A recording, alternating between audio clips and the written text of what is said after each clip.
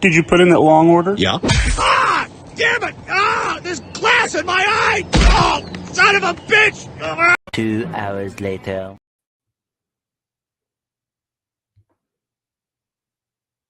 Who's got the foot long? Sean!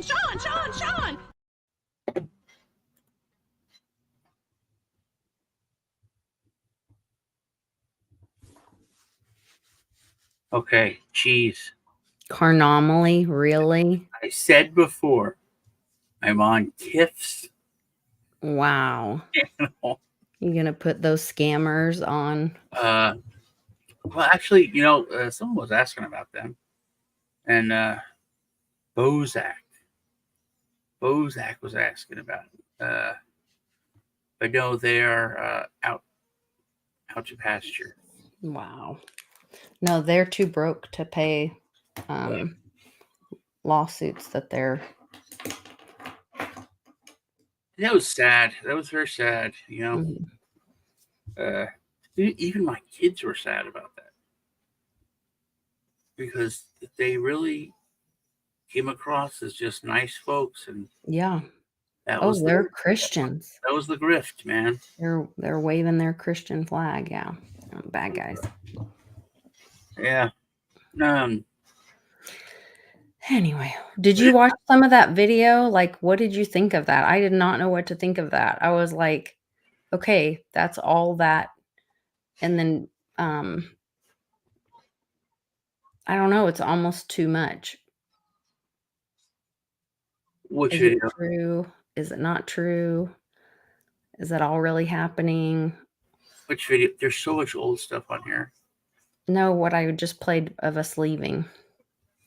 With Alex Jones interviewing that guy that's supposedly a WEF whistleblower. And I only watched about half of it. He said that Trump was going to obliterate the deep state, and basically it's like all the Q stuff. the deep state. There's something. Oh man, I haven't seen this video in forever. Guns don't kill people. I kill people with guns. How? One of our viewers made that, and it was the funniest thing. Well, Sorry. I probably am going to take this off my channel now. That was so funny. God, Lord. Oh my. So okay, so I saw this. It was they're talking about the deep state now as like openly, and they're calling it the shadow government. But it's just like lectures that I saw in universities, which I thought was kind of a big deal. That they're just saying, hey, there's this other government, and they say they're actually better funded than our own government because they could take whatever money they need. So I think, and people are using the word revolution, the whole Civil War movies coming out. It's like, and everyone is like, it's coming here. And Kiff's interviewed Joe Rhodes, and he was like, hey man, let's get this over with. Let's just get this done. And he's talking about World War III, which I think World War III would trigger a civil unrest here in the United States. Well, that's already happening with the colleges right now.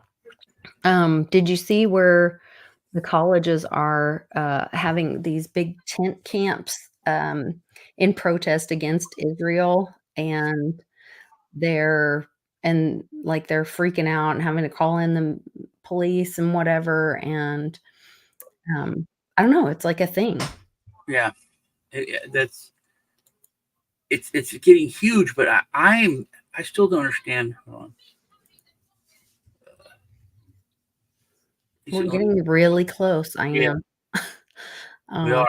We're getting really close.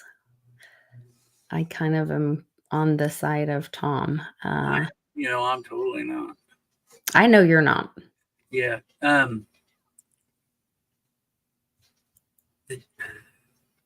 Yeah. If you look at the pictures, that's not Elon. I mean, it's not Hillary. Like, it's just. I think they're just so old, and they They live to be sold. Hard to understand so many. Well, but there's so many people that are they're bought out. Mm-hmm. Kid Rock, it's obvious. Nobody, he's done. And he tried to come back to whatever the next protest thing was going to be, and people were like, "Yeah, dude, shut up. Nobody wants to listen to you now." After his Bud Light thing.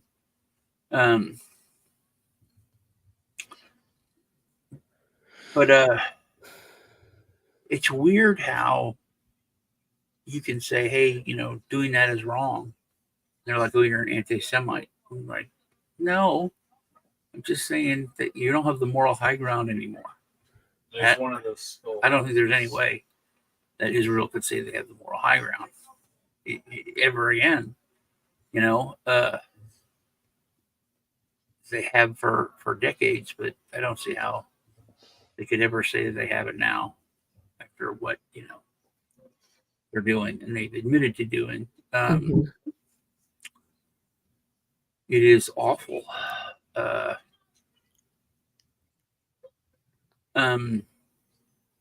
yeah, and the thing about I didn't understand Iran gave them a total win. Israel attacked, killed their guy, and then they said literally, in like 3 or 4 days, we're going to send some drones at you, so you be ready for that. Okay, you prepared? You ready? You ready? Okay, we're going to send them now. They took 9 hours to get there, and 99% of them got shot down, and the 1% that didn't hit like in fields. And then Iran is like, okay, we attacked Israel. We're not pussies. And Israel, nothing happened. So they could literally be like, okay, we're good. It's over. But they had to escalate it and attack back. They had a win, man. They attacked their country. They killed their guy. They blew shit up. And then nothing happened to them. And then they're like, oh, we got to do something else. It's obvious that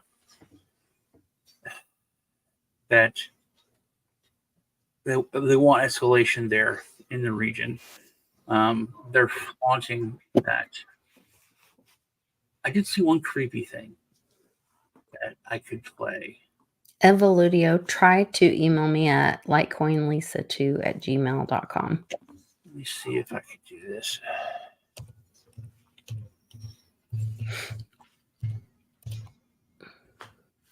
And I was not going to show this, but okay. Show us, Sean. All right, hold on.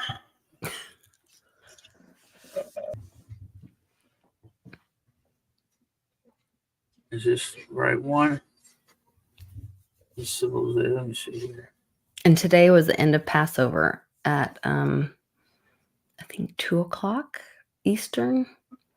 Pink full moon tonight, Jim says. I don't know. Oh, where are you? Here you go. All right, I'll send this to you. Dude, this is creepy. This is weird. I don't know if I can condone this, but here. Okay, where are you sending? In private chat or on Twitter? There you go. Okay. Wait, I have to pause it. Oh, okay. And then this is Jeff Berwick, Dollar Vigilante. Yeah. I interviewed him. It's in the interview section playlist. Tell me when you have it up because I can't see you. I interviewed him a while ago. He is probably the most famous anarchist now, which I used to follow a lot, but not so much anymore because he got deplatformed totally right after Alice Jones. But he's still is on Instagram with these little walks and talks, and this is a weird one. Go ahead. Okay, you ready? Oh, no sound. Hold on. Okay. Let me see if I can. There's this little sound button they gotta hit there. There. Antichrist on April 22nd. And by the way, I think the Antichrist is, just so you know, Barack drone bomber. Americans know that I think Israel it's and the Hillary. United States share common values, that we defend common interests, that we face common enemies. Iran's leaders know that too. You know, for them, you're the great Satan, we're the little Satan.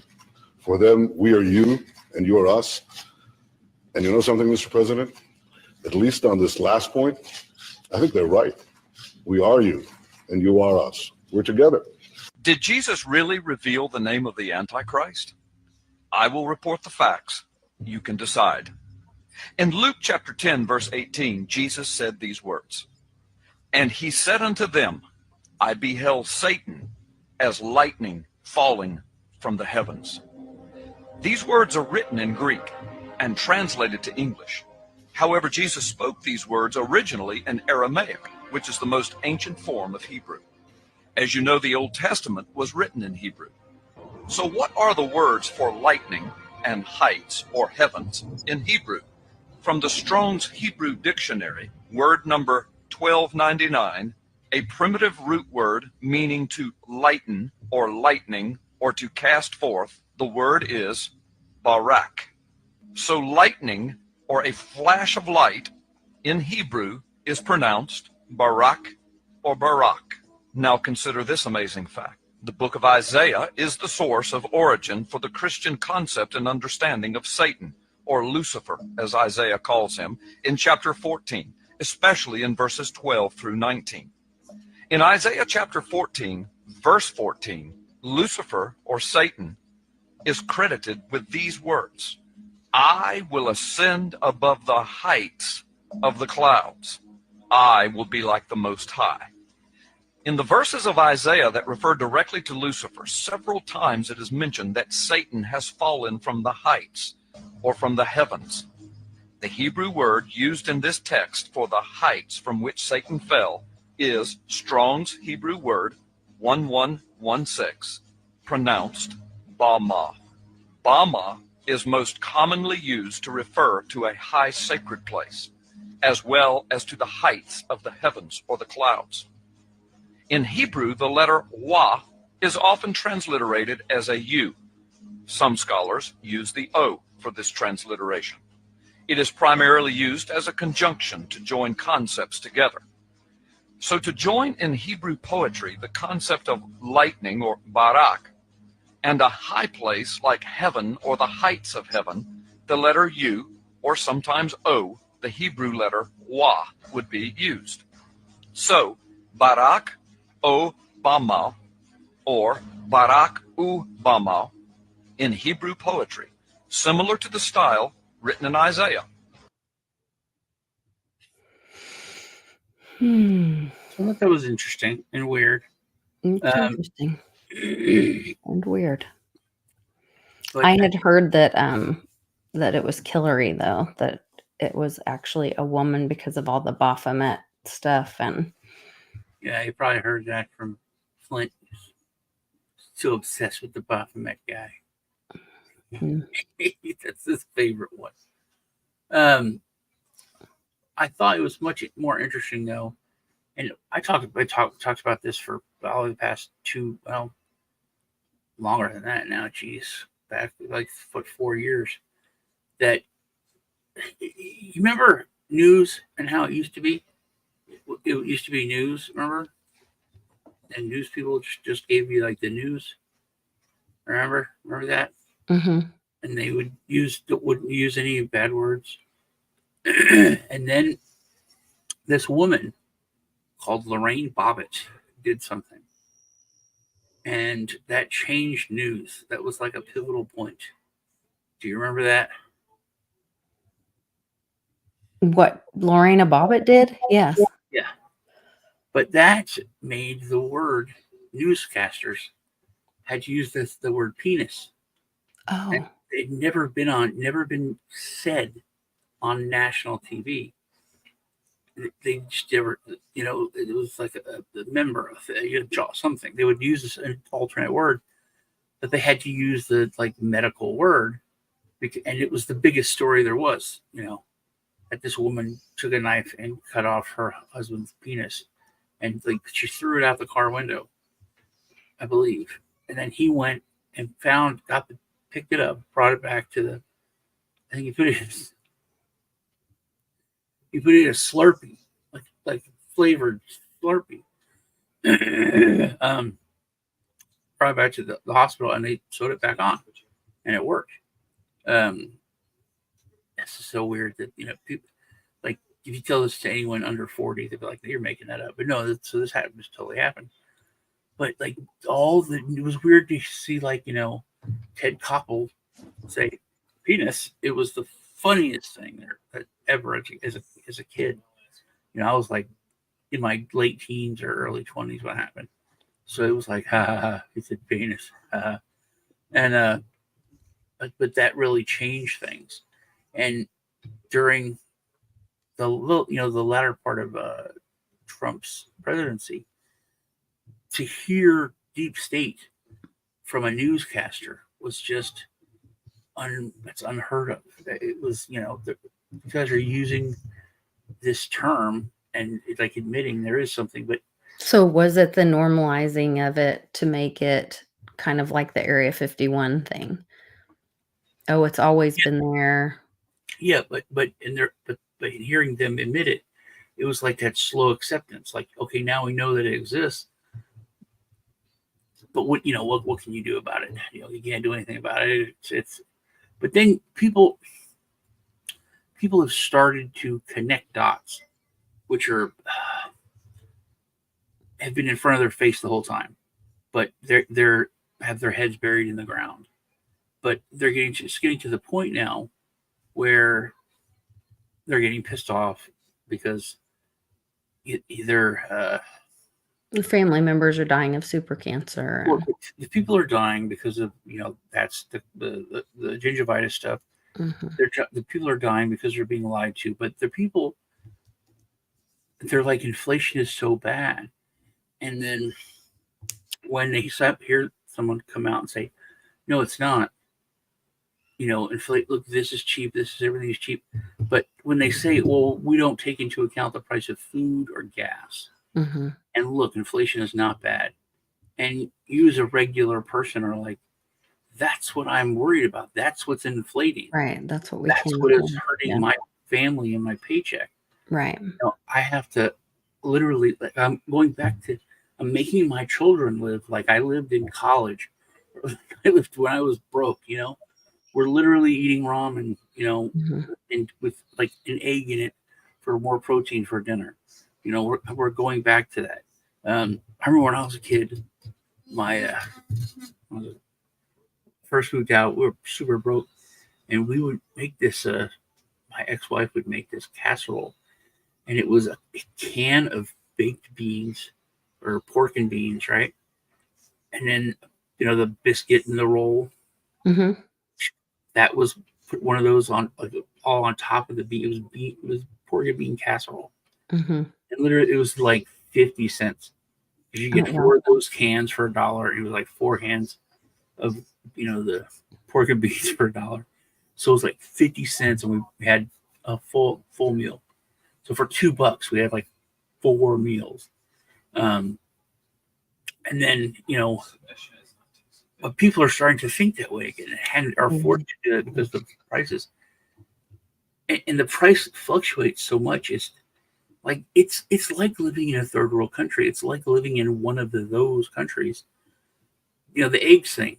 Eggs, they literally fluctuate in cost 50, 60%.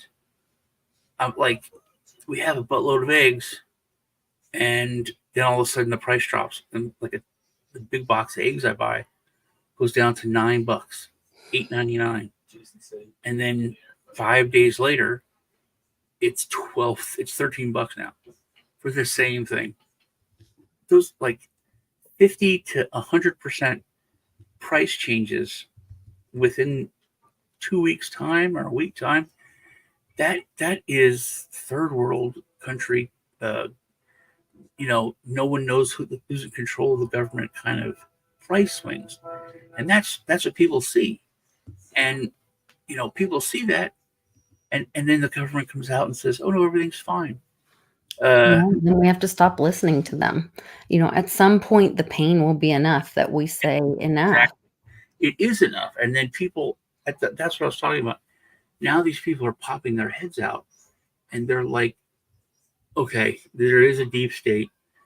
It's more wealth. If people are saying it's more well financed, who the hell's financing it? We are." Mhm. And then it's not even a slap in the face anymore. It's a punch in the face. We're going to send you $60 billion to help you fight against people coming in across your border, and not a dime goes to us. No.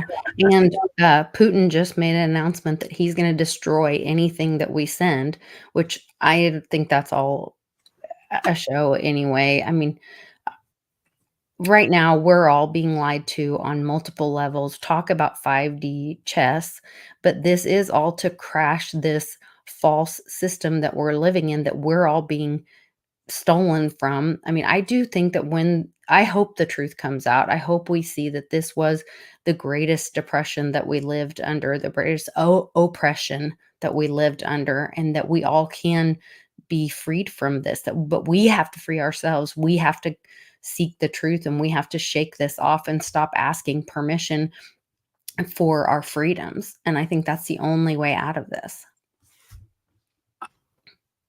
I did see the scariest thing that I saw when we brought up Putin. He always talks tough, and he talks scared, which that Well, rattled. the plane just went down in Alaska. He said the U.S. basically, if you can go on YouTube, and there's all these, North Korean soldier, reacts to the U.S. military, British people, all these people, they lay out like, the U.S.'s number of tanks versus this country, Mhm. and how could the U.S. just take over the world? And it's usually always yes. But Putin said, we spend 6% of our budget, or it was like 3.5% of our budget on our military.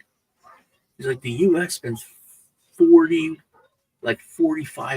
of their budget on the military. And then he said they spend 35% of the world's military budget on their military. He said they spend so much money there. Their military is so huge. This is Putin. Putin is talking about basically there's no way you can fight them conventionally. So what you have left is nuclear. That's all that's left. That can level the playing field. And the stuff that I've seen, I told you, seen lots of dead people. I don't really have much on XX. I haven't been going on it because I see so many dead kids. Biden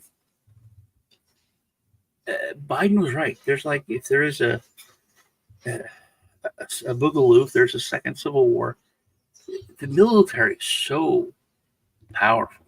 I mean, they don't shoot people. I watched like 5 guys walking through the rubble in Gaza, and they got hit by a missile, like perfect. But a few of them two of them got away. One of them was crawling off, and it hit him with a missile, and 2 of them ran off. And this one guy just perfect, boom, blew him, just body parts everywhere. Other guy, boom. It was like it wasn't even like a video game. It was horrifying. When they talk about being able to hit like a building, I mean, these were little dudes, skinny, malnourished fellows running down a street, and they had been pinpointed with missiles. So, and I told you, I think if there is a second civil war, it's not really going to be us that fight it. It'll be the military. It'll be either go one side or another side. because that's the thing. They're Americans, and the elite think that they're puppets or that they're just yes men. But they're Americans, and they actually had to take that oath. So if it means anything to them, they're going to have to make that decision, which is, I think, one of the reasons why they went after the Oath Keepers, because that's like the worst thing that anyone has taken the oath. For them to have to believe in it and stand by the oath, that's the scariest thing to people in power. I think it'll be a lot of sheriff's departments fighting city police departments if it comes down to it. So if anything finally filters down to the people, it's not going to be a huge fight. I think there'll be a lot more people deputized, and it'll be something like that. Because, and honestly, that's the thing that we've seen is that when some of these laws have been passed now, it's United Sheriff's Departments standing up and saying, "Yeah, we're not gonna enforce this law," and that's been, we've talked about this, how that's been the whole MO of this administration is get it done, and then we'll have it. We will be able to do it for 3 to 4 months, and then the Supreme Court will say, "No, that's unconstitutional. That's wrong." That's what they did with the gingivitis outbreak. Well, that's where the individuals have to stand up for their own rights and say it's wrong and Right. not follow the right and that's where when people say, "Well, I had to do the thing because I'll lose my job." Yeah. Well, then lose your job because you're gonna save your life and do the right thing. Like, do the right thing because it's the right thing. Stand up for your rights because God gave them to you, not because some document says that. That's where people have to take up for themselves that no one's coming to save you. Save yourself because it's the right thing. When you see someone getting harmed, do the right thing. Like that's not because it's, the law, because it's the right thing. That's how humanity wins. That's where we have to go. I also saw this thing it was about a foreign military guy, and he was talking about how they were over in Iraq or Afghanistan or somewhere that it was